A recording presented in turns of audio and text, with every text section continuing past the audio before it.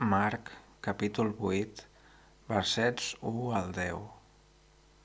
Aquells dies hi tornava a haver una gran gentada i no tenien res per a menjar. Jesús va cridar als deixebles i els digué: «Sento una gran compassió per aquesta gent, perquè ja fa 3 dies que no es mouen d'aquí amb mi i no tenen res per a menjar. Si els faig anar de junts a casa seva, defalliran pel camí. N'hi ha que han vingut de lluny». Els deixebles li preguntaren: «D'on es podria treure el pa per alimentar-los aquí, en un lloc despoblat?» Jesús els preguntà: «Quants pans teniu?» Ells li respongueren: 7.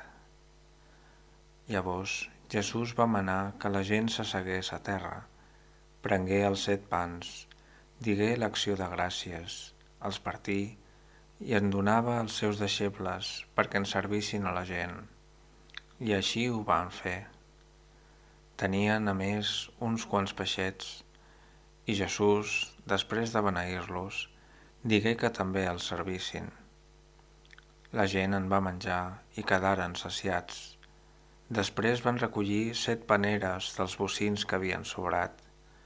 Eren 4.000 persones. Jesús se'ls va acomiadar i tot seguit va pujar a la barca amb els seus deixebles i se n'anà cap a la regió de Dalmanuta.